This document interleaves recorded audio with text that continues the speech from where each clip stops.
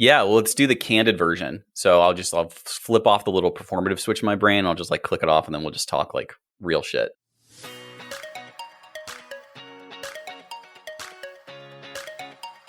Welcome to the Insurance Refocused podcast, where we're highlighting real agent stories and how they are innovating to respond to the changes and challenges happening in the independent insurance industry.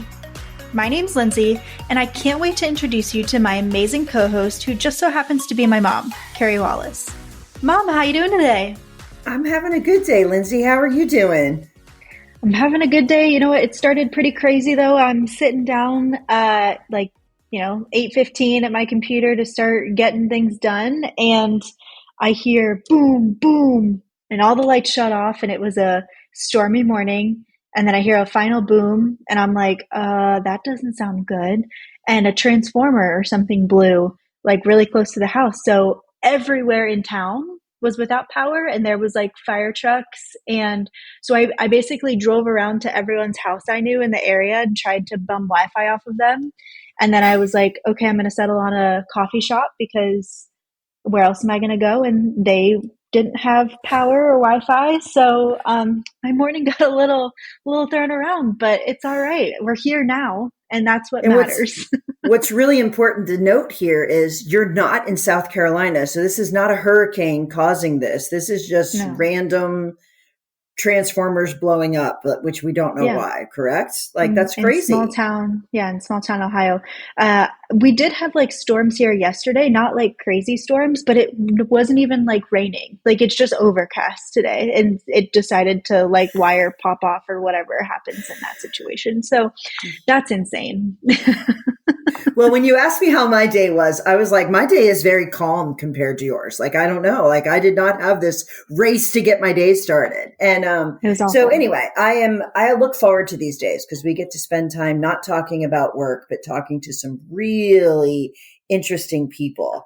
And earlier this year, we all went to a leadership conference where we got to work on ourselves and our own leadership skills. And I had the pleasure of meeting our guest today. We had the pleasure of meeting our guest today, Charley.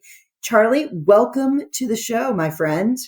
Thank you so much. It is so great to be here with working electricity. Way to make me feel super grateful that nothing blew up this morning. And I'm so excited to talk to you guys. And can I say the timing is so funny on this because I work in insurance, as I'm sure we're going to talk about. But I'm not kidding when I tell you the last company carrier I met with, does outage insurance. So there you go. That's pretty funny. You after they'll sponsor the episode and everything, and we'll all get some swag. Oh my gosh. Oh my goodness. It all comes full circle, doesn't it? That's pretty funny. Oh my gosh. Yeah. Actually, how I told the team that I wasn't going to be on like morning meeting was by sending a GIF that was like, remote workers are under attack. And like, was like, sorry, I won't be there. Like, have no Wi-Fi, have no power. So super funny. But Charley, when we met you were at a really pivotal point in your career because you were making a huge switch, which I don't want to steal your thunder. Steal it. Take all my thunder. Well, I would love for you to share your experience in the industry. And I know we want to talk about some out of industry things as well, but give the listeners like a frame of reference of who is Charley and what does Charley do? Okay, that's me. Hi, I'm Charley. I've been an entrepreneur for I started my first company when I was 21, when the App Store was like very new. And I was in college and the housing crisis was happening. And me and some friends were kind of like worrying about where we were going to get hired and what we were going to do. And I noticed that two of them were really great developers. One was developing stuff for iOS and the other was doing it for Android. And I had a friend that's a crazy talented designer and has gone on to do amazing things. And we're like, well, what if we just made some apps and put it on the store? And we actually did pretty well. We got featured by iTunes a couple times. We had one of our apps make it into the top 10 for like a week, which was like, oh my God, we did it. We're it's, rocket to the moon type stuff. So that's where I've always liked created and building things. So that's where I started. I lived in New York for 12 years. I took a lot of what I really liked about tech and branding, came back to the family business, and this is how we end up in insurance, is my dad started a Hall of Fame. Allstate Insurance has an actual Hall of Fame. They have the bus and everything, just like you're walking into the Baseball Hall of Fame. It's amazing. He's got like, it's of course they all look terrible. Like my dad hates his like, emboldened thing. I gotta send you guys a photo because it looks so crazy. I gotta see that. Yeah, we have to see this. That. He doesn't so love funny. it, but it's amazing. I told him he's got that in common with athletes now that are terrified anytime a statue gets revealed. So he started from a Sears department store at a booth in the 80s and then just grew it and grew it and grew it. And then I got to come back and be like, well, what if we had like a website that looked like it was a website for like a very successful, thriving brand that had nothing to do with insurance versus kind of the standard, what you would see from a mom and pop agency. So I started there and then I just started like systematically being like, well, what if we did this? And what if we changed that? And what if we did this? And eventually I took over the family business. I ran that for 6 or 7 years. Then I started my own Allstate agency from scratch. We did really well. I sold it to 2 of my partners, moved out to California just because I always wanted to, like truly, why'd you move to California? I just wanted to live on the West Coast. I grew up in Florida and I was like, I feel like it's meant to, I think it's Florida without the mosquitoes and the humidity. And I want to try it. And so I've been here for 4 years. I met my wife. I got married a couple months ago. Things are great. And yeah, I would say at my heart, I like to play, I like to create, I like to build things, and then I like to teach and I like to coach. And I feel like if I am creating interesting things and trying new stuff and growing, and then I'm also like turning around and trying to do the same thing for other people that are interested and want to learn, it's usually like when I'm happiest. So like if I was gonna answer like, who is Charley? Like I'd answer it in kind of that more like abstract, like zooming out way versus some of the zooming in we can do, because I am in a very interesting, pivotal, like you said, moment career-wise. But that's how I would describe myself. Charley, what's the name of your agency? Oh, this is really actually, you're going to want to write it down just so that you don't forget it because it's a bit complicated. So it's Charley Insurance, based off of me and my name, Charley. Now, you know what is so funny? As I was looking at your LinkedIn profile before we got on this call, and I was like, oh, did I maybe mix up his name and Charley was his last name? Because how did you picked your first name for your insurance agency name? That's really thank you funny. for noticing. I really appreciate that. So one thing, the branding agency that I worked with, which I love, it's this guy named Bill Kinney out of Savannah. He's one of the most talented people ever. I think at different times in his career, he could have been poached by Nike or Apple or anything, but he just wanted to keep picking his own clients. And he was working with a lot of students that were going through SCAD.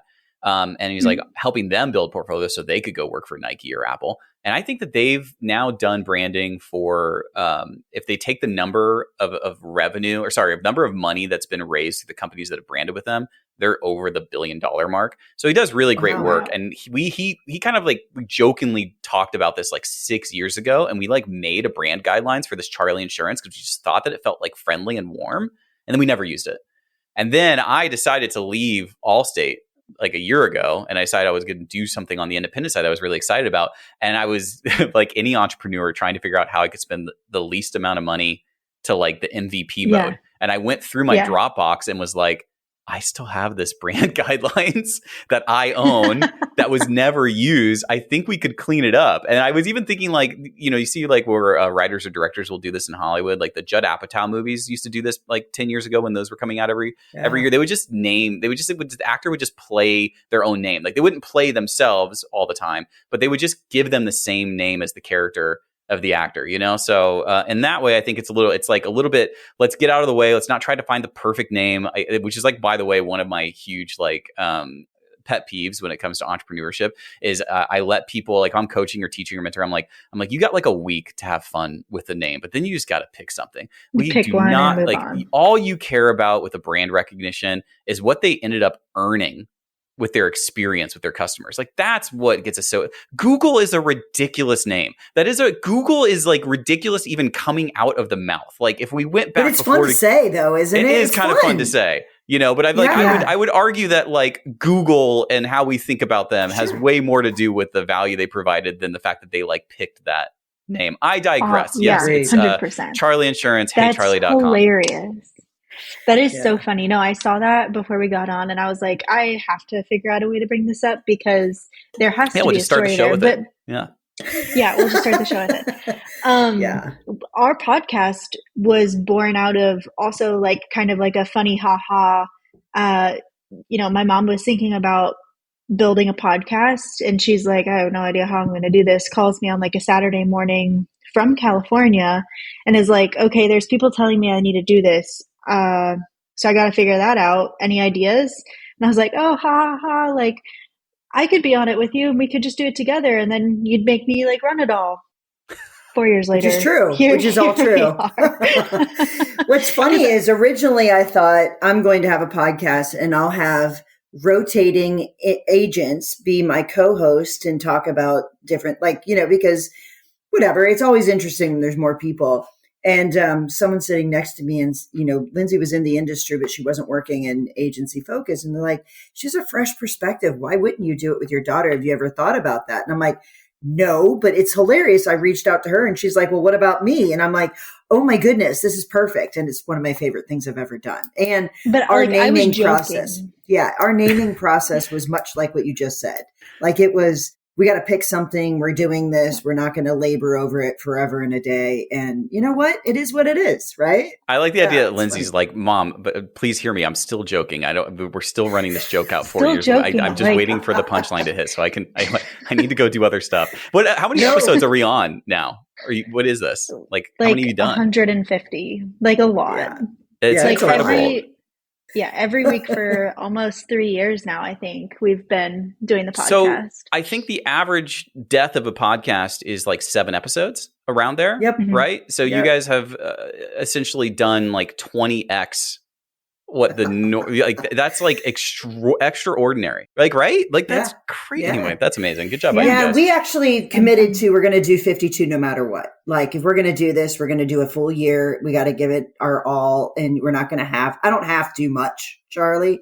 I don't think you have to much. Like I think anyone that was in that room where we were talking about leadership, I don't think any of the people in that room have to much. So, or anything, to be quite honest with. So, really, this should just be a podcast about Cujo. That's all we should really be talking about is the Air Force instructor that taught us at this leadership conference. So. No kidding. So cool. No. I'm just glad it brought us together. So tell me why you decided to branch out on your own and start your own agency rather than just continuing to build what your father built. Yeah, well, let's do the candid version. So I'll flip off the little performative switch in my brain. I'll just like click it off, and then we'll just talk like real shit. Wait, can I say that? Please. Did I just make the editor have to take out? You just did, by the way. Right. Yes. Okay. Yes. Well, no, because I'm thinking about I've used Riverside before. Like this might get cut because this is a little too behind, inside baseball. But I'm like, oh, did I give somebody the job now where they have to go through and it doesn't matter? Okay, to answer your question, we don't really do much editing. Okay, that's even better. Why did I leave captive for independent? Okay, so there's a few reasons. One, from a integrity standpoint, it does feel really cool to like walk into anybody in your life, your neighbor, somebody at work, wherever it is, and just be able to be like, oh, I've picked up an extraordinary amount of carriers. And a lot of times I'm not carrying minimums or certain contingencies potentially on what I have to do. I can just try to figure out where should you be, like your home, your background, your income, like you have your own unique thumbprint to whatever it is in your life you need to take care of and protect. And I'm now not beholden to just one company. And this feels kind of right. Like it kind of feels cool to be able to say, let me go and like try to find the best place to place you. That being said, I am really proud of the 20 years I had at Allstate. And I think they're a good company. And I never felt like I was doing anything wrong by protecting people. But that was because the way my dad raised me and the way he ran the agency and still runs the agency now was very much if he was on the phone with you and thought that you shouldn't switch to him, he would just tell you. And I remember that having like such a profound impact on me as like a kid in the office and him telling somebody to like stay with State Farm. And then like half the time or more, I feel like they were like, no, I'm going to go with you because you told me, just because I want an agent that would be like looking out for me to that level and saying like, no, you're going to save a few $100, but in 6 months I'll call you back and then we might be able to save you money and do the same thing. So that first thing of just being like what I'm trying to do with my whole HeyCharley.com thing is I'm trying to do something I've always wanted to do. I want to hit multiple states that are dealing with climate disaster crisis stuff. And so their home insurance market is just way out of whack. Regulators can't figure it out. Carriers are going insolvent or leaving. And if you have, like most people, their most important assets, their home, they're feeling like they don't have a lot of options. They don't know who to trust, if they're going to get screwed over. And so that to me just seems like a really smart niche that we actually have done for 20 years already in Florida. Because like that's been our life in Florida. And we're like, oh, what if we could try to create a trusted experience where we're doing that same thing in California and Texas and some of these other places? You get on the phone, the agent actually cares about you, but they know a lot about the specific problems in the state, and they know a lot of carriers. They're not just only having one place they can write you with. So that's one. Some of the other cooler things, though, is I like that you can be so much more of a entrepreneur, I guess. Allstate, for good reason, because they're worried about their own liability. They have a lot of concerns about like you saying, oh my God, I found this cool AI thing. I want to use this. And they'd be like, wait, hold on, what? We would like to not end up in a class action lawsuit of how you ended up using AI in some way that you shouldn't use it, right? So there's a lot of strictures. Like I felt like handcuffs on a lot of the time, and I understood why they were there, but I didn't get to have fun in the way that I wanted to have fun using anything new that I thought might be really good for my agents. Like everything from AI for me is not about replacing my talent, but just giving them more time in their day. If I can like find something new that slots into our tech stack and it gives them 5 minutes a day back, like that's going to get us way ahead. So now on the independent side, not only do I feel like I can like work with the carriers I want to, but I can make choices in my organization like a full owner can. And that kind of excites me. I like working on the business versus just in the business. So those two are the ones that immediately come to mind to answer that question. And then on the most candid side, I think that Allstate's going through a lot of disruption right now. Yeah. And I'm wishing them the best. I still help and consult and coach for my dad with his Allstate agency and try to help. But truthfully, I felt like I liked the idea of building my own boat versus trying to buy my dad's boat because of the uncertainty. And maybe that'll change, and that's probably its own whole rabbit hole of like, conjecture and wondering what's going on there. But I would say 6 years ago, they might have had 14 to 15,000 agents. And I think we're down to around 6,000 to 7,000, right? And that's over a 5-year span. And whether or not that ends up being good or bad and Allstate makes more money or ends up turning it around, I don't know. But you can see the uncertainty with me as an entrepreneur being like, I can't make a lot of my own choices. And I think I'd rather build something. And it is exciting to be like, this is a very specific thing. Like I'm very specifically niche trying to do home insurance in disaster states. It gets me like kind of hyped. Can you feel the hype? I'm a little hyped over here. I feel the hype. I feel it. I feel it. So, there's a lot of agents that wrestle with that decision. I am a participator, watcher, sometimes contributor, try to be a contributor in a Facebook group called Insurance Soup. And in that particular place, there are plenty of captive agents. There are plenty of independent agents, and there's healthy discussions about a lot of topics. So I'm going to ask you a question that comes up. Sometimes, there's very, very strong opinions on both sides. And you just demonstrated why you made the choice, but you can make a career in both. Like there's just no two ways around that. Right. So as you made the transition from captive to independent, and you're past that for a period of time, I don't know how long, but you're past it for a period of time. What was the biggest surprise or unknown that you're like, oh, wow? Because listen, it's a gift to be able to make all your decisions, but you also have to make all the decisions. You have to build your own tech stack. You have to figure out what carriers, and can you get the carriers? You have to build your own team. There's no map to follow, if you will, when you go independent. And so that's, I won't lead you any further, but for you, what was the biggest aha or, oh, I didn't realize, or just realization as you made that transition? Yeah. Well, so to give specific background, I kind of hinted at this. I think we've been open for 5 months, right? Yeah. So very new, but we're doing really well with a small team. And we are so far with what our niche is and how we're working on it, the kind of return we're getting has us actually fundraising, which I've never done before. I've only ever bootstrapped. So we actually are in talks with investors and raising to accelerate our growth, because this comes back to your question, because of the oh shit kind of moments that you have when you switch. I do a lot. I'm pretty neurotic, and I've tried to get less neurotic and less anxious as I got older. And I've written about my anxiety, and I do some coaching on it. But I am I've been most of my life most comfortable as an over researcher and over planner. And then I think I probably should have done this like 5 or 6 years ago minimum. So if you think, oh, you're starting to learn that maybe you should have left captive 5 or 6 years ago because you just happen to be one of those people that should have. It's a long way to say that I was doing the research while I was still captive of thinking about all the things that you would need to do. So what do they not provide you with, right? What protections do you not get? What legal team do you not get? What marketing do you not get? Fighting to try to negotiate for commissions. How do you get an appointment? All that stuff. It was basically building out like an Excel sheet of all of the challenges. I call it like a pre-mortem instead of a post-mortem, right? So like, what are all the ways that this could die? And then I would say actually getting into it, the thing that I didn't have on my Excel sheet that I hadn't figured out was what if a lot of people actually want to be appointed with you and you do too much?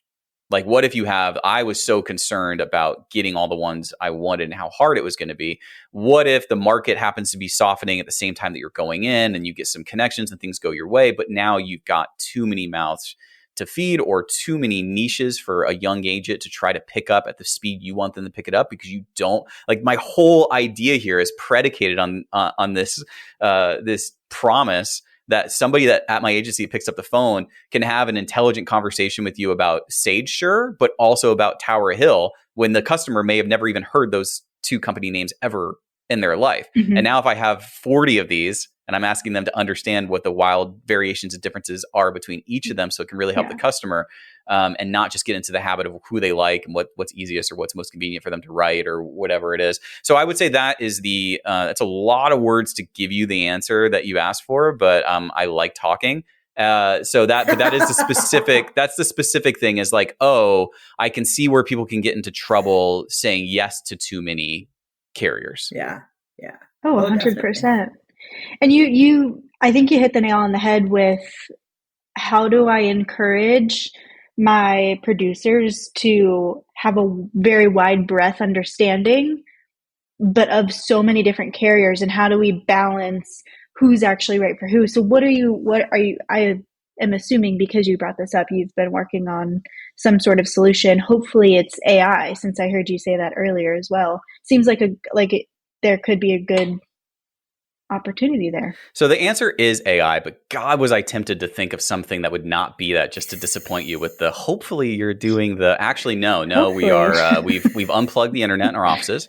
And we're doing everything on a filing system. Like my dad had these huge filing cabinets when I was growing up in his Allstate office everywhere. And you're like, when the power went out earlier, that was me, and it was trying to be near my office, but I accidentally hit near you. Whoops, Lindsay, you have to zig and you have to zag when other people are going one way. Okay. It's what I know. I mean, this AI thing is probably just a fad, right? So specifically the LLM, trying to partner with any of the ones where you can try to create your own chat box based off of the information that the carrier has. So, and I know a lot of smart agents that you guys already know are working in this field, and I'm inspired by a lot of them that we all know.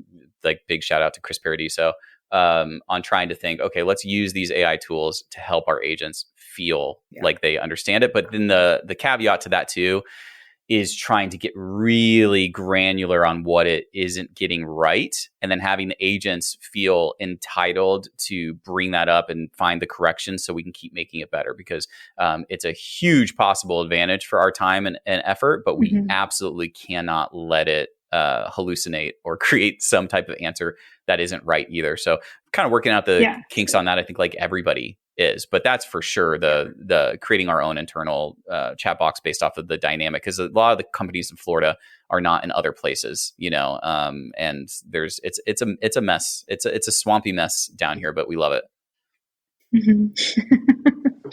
So how does starting the insurance agency relate in your experience to any of these other companies you've started? Because you talked about the apps, and in my LinkedIn search where I found that you went on my your LinkedIn insurance agency. I did. Oh man. Okay.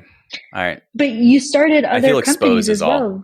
Yeah. Well, okay. You came on a podcast, Charlie. I mean, that's true. Yeah, that I don't have the editing But you've control started of. other I've really made companies some before. choices.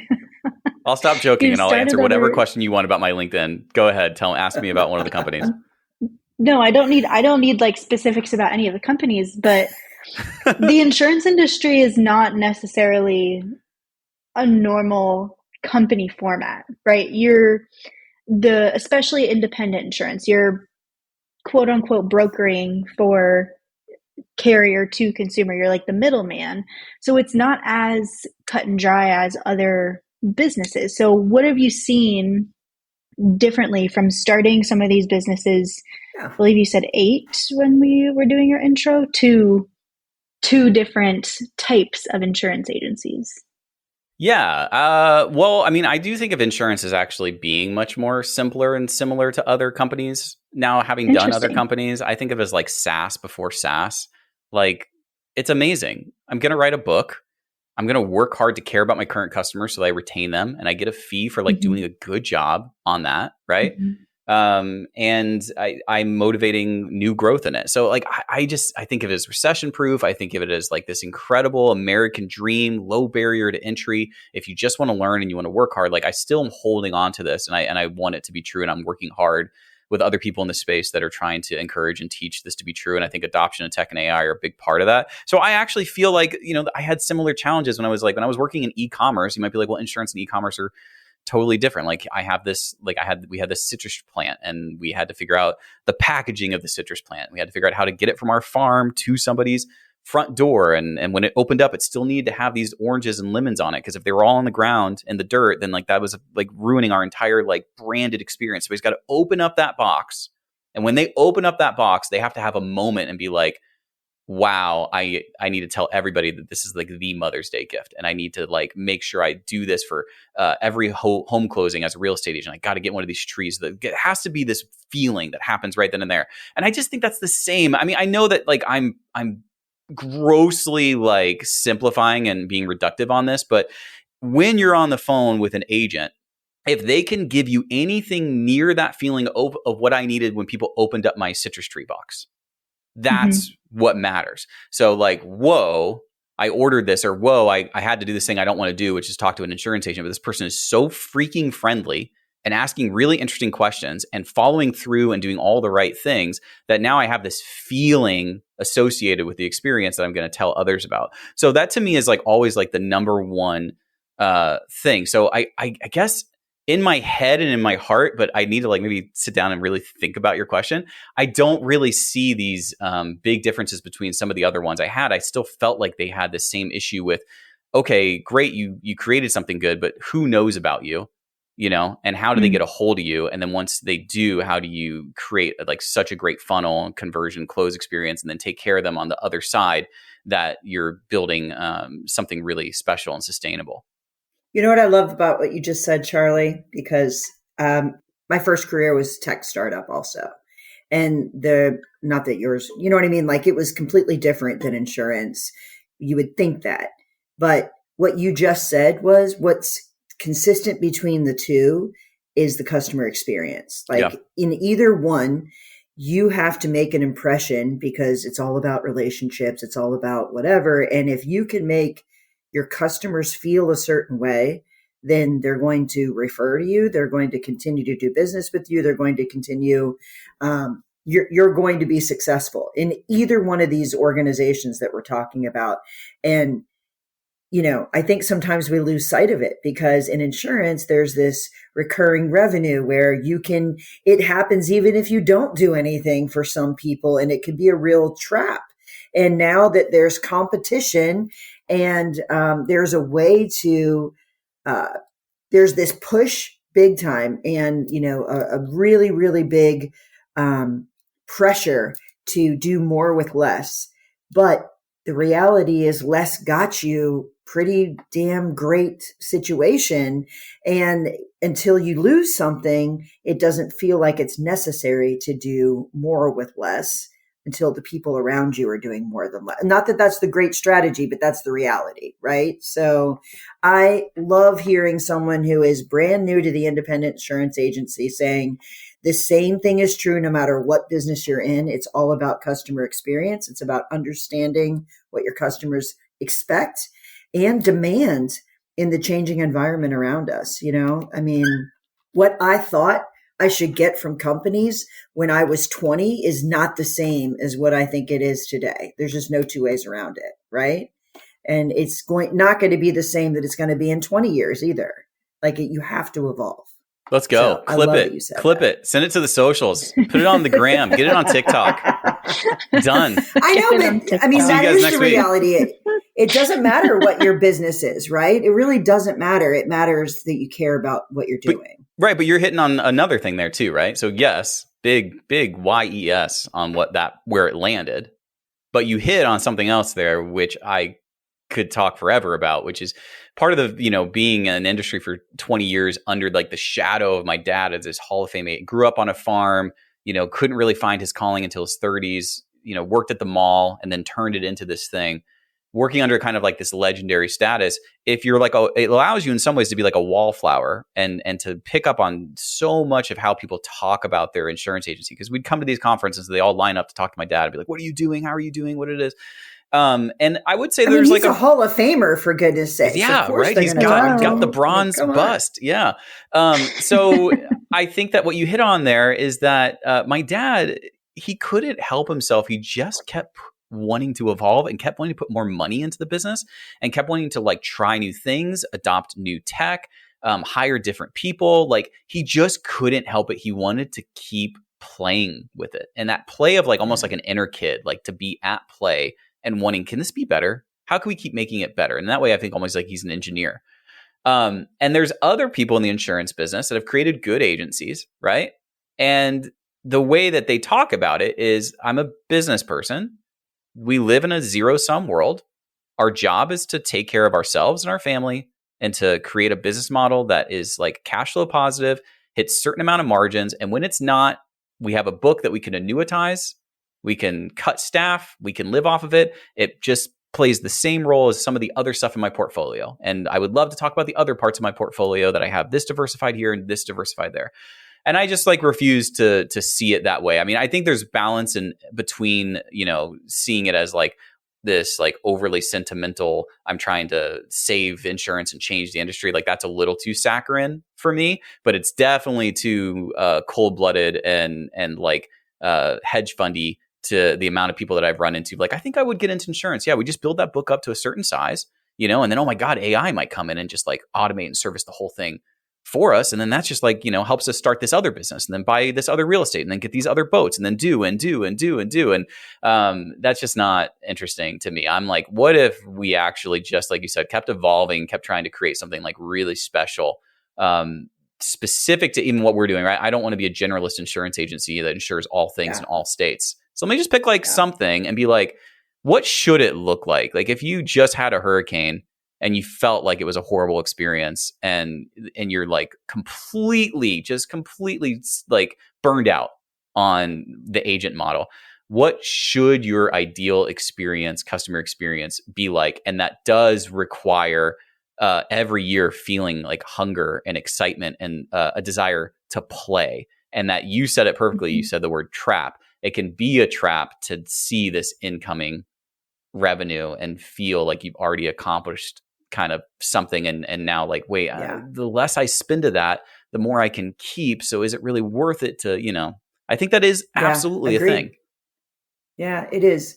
And I think it happens in every industry. It happens when you dominate an industry. It happens when you don't think that competition is going to be there. And then all of a sudden it is. But it's slow in insurance. So, I think there's time, but I think the reality is our society is changing faster than it ever has.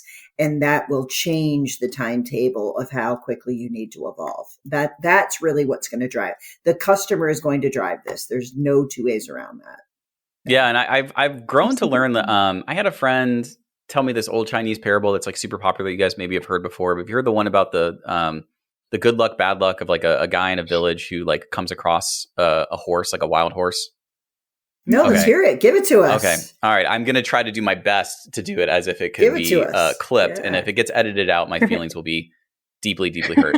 Okay, so I'm probably gonna butcher it, right? But just imagine like this, story that's been shared for generations. So a guy has a farm and a family and a wife and a kid, and he's got like a prized horse, right? And it escapes, it like leaves, and his like neighbor comes over and is like feeling distraught for him. I'm so sorry. What bad luck that you lost him. And the neighbor is like, or the guy that owns the horse is like, he's like surprisingly stoic. Kind of like, could be bad luck. Who knows? Maybe it's good, maybe it's bad. The horse comes back, and the horse comes back with like 5 wild stallions. So now the guy is like, obviously this is the best thing ever. So the neighbor's like, oh my God, you must be thrilled. I'm so happy for you. Like, that's such good luck. Right. And still like the stoicism's still kind of there. Right. Like, yeah, no, could be good, could be bad. We'll see. It's, it's hard to know. So the son of this villager with the horses, he's trying to break in one of the wild stallions, falls off, breaks his leg. And then, this is the neighbor that likes to make daily visits, obviously. The neighbor comes back and is like, I'm so sorry. What bad luck for your son, And then I promise we're getting near the end here. The nation goes to war. They need young men to fight in the war. They come and they're drafting them from all the villages. They come to their village. They don't take his son because his son's got a broken leg. And the neighbor once again is like, wow, what good luck. You see the bad luck and the good luck and the bad luck and the good luck. And the big flipping point that I take from that story, right, for me, and it's relative to what you're talking about, like, oh, the insurance industry is going to be changed and there's AI, and what's going to happen is I'm starting to learn, like, we are terrible predictors of what's going to work out or not work out in our favor. We just are. And there's just been too many stories of what we thought was the worst thing that happened to us is the reason that led to the best thing happening to us. And so now I don't really like love stoicism so much. It's like a philosophical ideal, but I think it's helpful in this way of business thinking of saying, like, the fear or the change or the things that are happening are what needs to be embraced for like the necessitative creative space. It's giving me that urgency to want to do things. And in that way, I should almost appreciate and see that like that fear is more of a lighthouse showing me where to go instead of like this storm coming at me that I need to like batten down the hatches and cut all my costs and, get ready to like, try to hold up against something. I think fear is incredibly informative, and we're going to be fine. We're in the wealthiest country in the world. The lottery ticket we had to have to even like be born in our situations, and be where we're at. Agreed. And if I'm talking to other agency owners, they've like made harder stuff work before, Okay, I kind of went on a whole thing with I agree. I couldn't agree more. I will tell you though, like, there are people that are saying, this could be it. Don't scroll LinkedIn because there's one post about, is this going to replace all the people? And then another one right behind it saying, no, it's going to do X, Y, or Z. I think your perspective and what you do with change will define your success in this industry and in life, actually. So, Charley, we could talk forever, dude. We totally could. And I'm glad you shared the parable because it's so, so relevant to what independent agents are facing, what everyone faces in their everyday life. And I think it really puts a bow around what your outlook is and how you choose to see the world. Definitely changes what you are able to accomplish. And I will be super cheering for you as you grow your agency. I love the way that you look at our industry, and I hope we get to see each other soon. Like, I really do. I hope we end up in the same room again because that was pretty fun. I'm down. I'll stop by next week. Yeah, we'll just do an offline podcast. I'll bring mics just so it still feels like we're doing the real thing, right? And it'll be great. I'm really looking forward to it. All right, man. Well, thanks for being our guest. Oh, geez. Yeah, thank you for having me. I love this, and I can't say again, just to tie a bow on everything. You guys have done 150 of these. You should feel such an immense like self-satisfaction with consistently creating something like this. I just think it's incredible. Thank you, Charley. Thank you. Thanks so much for tuning in to the Insurance Refocused podcast. If you enjoyed the episode, please be sure to hit subscribe and leave us a review so you'll never miss us. Want to learn more about how Agency Focus can help you grow your agency? Head to agency-focus.com or email Carey directly at carey@agency-focus.com. If you need to get in touch with me, feel free to shoot me an email at lindsay@agency-focus.com. Thanks so much for tuning in. We'll see you next week.